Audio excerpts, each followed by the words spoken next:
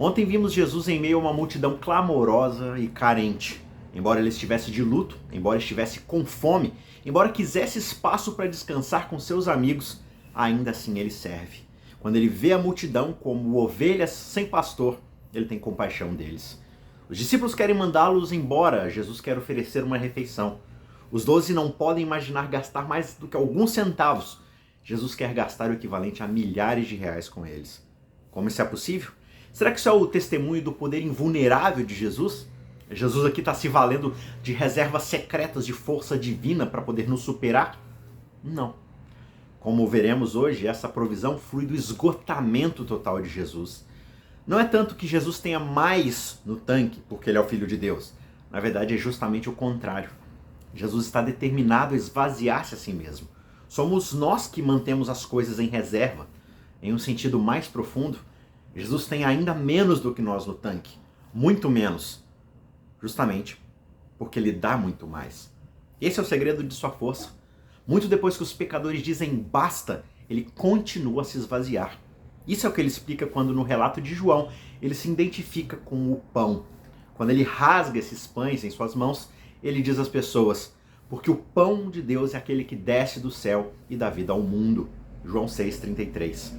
Como os discípulos liberalmente dão de graça, pão após pão, Jesus declara, eu sou o pão da vida, aquele que vem a mim jamais terá fome, e aquele que crê em mim jamais terá sede. João 6,35. Enquanto homens e mulheres famintos devoram esse pão, Jesus proclama, eu sou o pão da vida. Os pais de vocês comeram maná no deserto e morreram.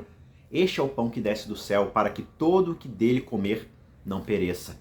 Eu sou o pão vivo que desceu do céu.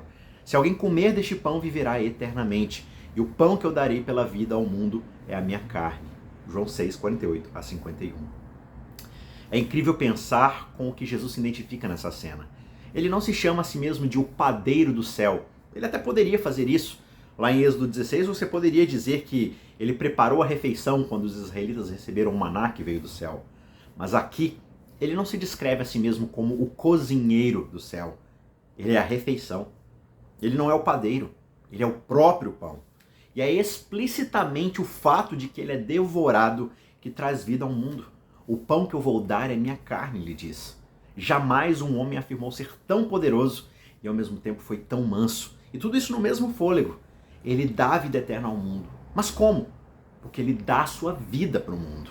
Ele é uma fonte abundante de vida porque ele é um doador que se auto-esvazia completamente. E ele repete o ponto nos versículos seguintes. Quem come a minha carne e bebe meu sangue tem a vida eterna, e eu o ressuscitarei no último dia. João 6, 54. Comendo sua carne e bebendo seu sangue, o que isso significa? O salmista falou de seus inimigos comendo sua carne, lá em Salmo 27. Davi disse que se recusou a beber o sangue dos seus homens quando se recusou a beber a água que eles lhe trouxeram com o risco da própria vida, lá em 2 Samuel 23. Portanto, comer carne e beber sangue é tirar proveito da morte do outro. E o que Jesus está dizendo é, se aproveitem de mim. A minha carne é comida e o meu sangue é bebida, devorem-me. É uma maneira chocante de falar isso. E essa frase ofende os discípulos. Mas não há como contornar essa realidade. Jesus é o nosso alimento espiritual. Sem ele, nós perecemos.